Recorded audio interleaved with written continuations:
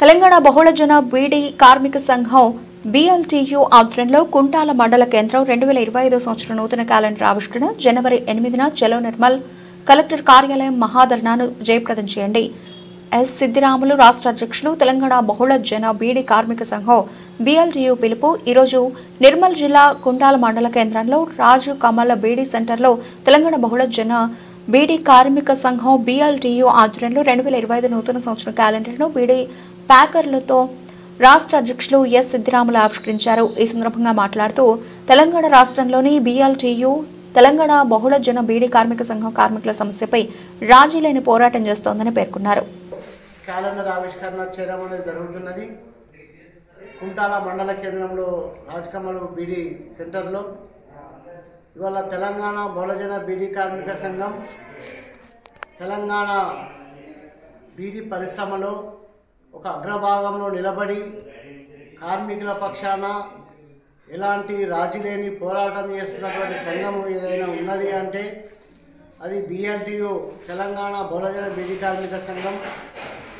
కాబట్టి రేపు భవిష్యత్తులో కూడా ఈ 2025 సంవత్సరంలో కూడా తెలంగాణ బహుళజన బీడీ కార్మిక సంఘం మొత్తం కార్మిక వర్గ సమస్యల మీద అగ్రభాగంలో ఉంటూ పోరాటంలో ముందు భాగంలో ఉండడంలో భాగంగానే ఇవాళ కార్మిక వర్గాన్ని చైతన్యవంతం చేయడంలో భాగంగా ఇవాళ ప్రతి సంవత్సరము నూతన సంవత్సర క్యాలెండర్ ఆవిష్కరణ చేయడం జరుగుతున్నది.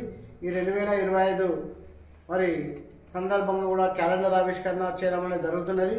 మరి అదేవిధంగా తెలంగాణ రాష్ట్ర ప్రభుత్వము బీడీ కార్మికులకు గడిచిన ఎన్నికలలో ఇచ్చినటువంటి వాగ్దానం ఏదైతే ఉన్నదో ఎలాంటి షరతులు లేకుండా 2016 రూపాయల జీవన వృత్తి నుంచి 4016 రూపాయల జీవన వృత్తి ఇస్తా అని గడిచిన 2 ఎన్నికలలో కాంగ్రెస్ ప్రభుత్వము ఎన్నికల సందర్భంగా హామీ ఇచ్చింది. ఇప్పటికీ సంవత్సరం గడిచిన ఇవాళ 2016 అందరికీ ఇవ్వడం లేదు.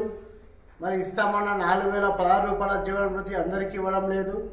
మరి అదేవిధంగా 2014 ఫిబ్రవరి 28వ తారీఖు కటాఫ్ డేటు తొలగిస్తామని చెప్పిన మాట ఈ రోజుకు అమలు కాలేదు. ఇవాళ రేవంత్ రెడ్డి మాట కూడా జూటా మాట అయినది. మరి ఎన్నికల సందర్భంగా మహిళలకు గృహలక్ష్మి పేరు మీద 2500 రూపాయలు ఇస్తా, ఇంకా 9 వాగ్దానాలు అమలు చేస్తా అని చెప్పింది.